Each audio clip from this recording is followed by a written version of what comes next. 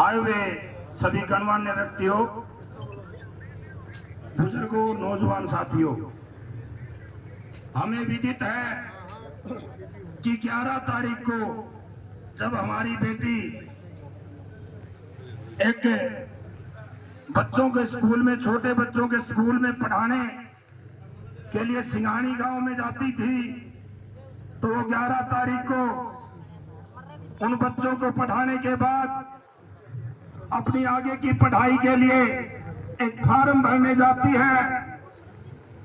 सिंघानी गांव के ही कॉलेज के अंदर वहां वो बिटिया पहुंचती तो जरूर है, लेकिन उस बिटिया को वापसी का कोई रास्ता नहीं मिला और उस के बाद 2 दिन तक उस बिटिया का कोई पता चला नहीं चला। इस लोहारू प्रशासन ने अगर समय रहते कोई कार्रवाई की होती तो आज हमारा यह समाज इस तरह से उस बिटिया के लिए यहाँ इकट्ठा नहीं हुआ होता। इस लोहारू प्रशासन ने हमारे लोहारू हल्के की जनता के नाक में दम कर रखा है।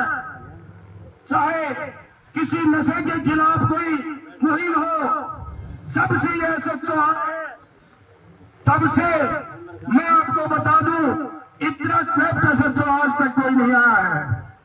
मैं किसी के दबाव में कोई बात नहीं करता, ना किसी SHO से डरता हूं, ना DSP से, क्योंकि जब तक ये समाज हमारे साथ है, ये SHO की क्या औकात है कि हमारी तरफ कोई आंख उठा के भी देख लेगा।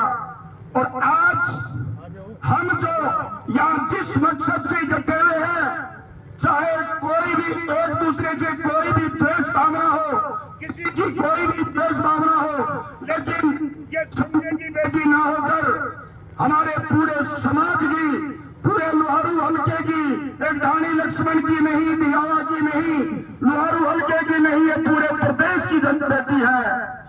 और इस प्रदेश की बेटी की न्याय की लड़ाई में हमें अगर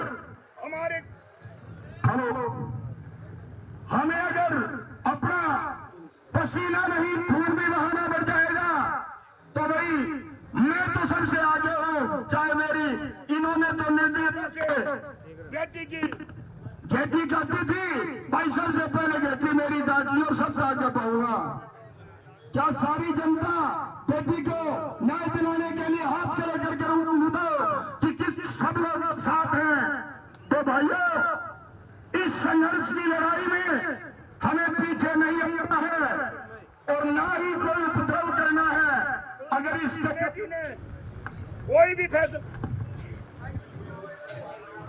इस कमेटी के द्वारा जो भी 21 सदस्यीय कमेटी है, उस कमेटी के फैसला हमें सर्वमान्य होगा, क्योंकि कोई भी पंचायत जहां कोई संघर्ष होता है, उसके लिए किसी को चुनना पड़ता है कि उसकी इजाजत से प्रधान बनाया जाता है। उसकी इजाजत के बगैर पूरे इसके अंदर सभा में बोलने का कोई किसी को अधिकार नहीं होता।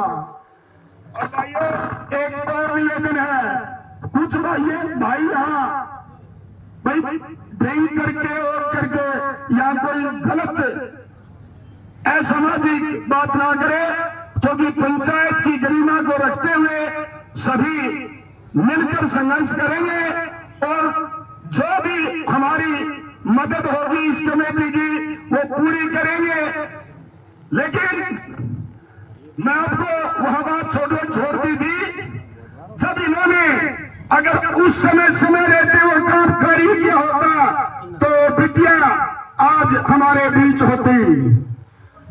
इस लड़ाई के अंदर हमें पूरे इलाके को एक होना पड़ेगा। ये शायद जगह भी बहुत कम होगी। मेरा एक सुझाव है, अगर सभी कमेटी के सदस्य और जो भी मौजूद हैं उन्होंने कोई फैसला लेना हो तो इसके लिए सबसे बड़ी जगह है दिघावा की अनाज मंडी, जहां पर बिल्कुल पूरी तरह से जगह पूरा अपना समाज भी इकट्ठा हो सकता है। और जब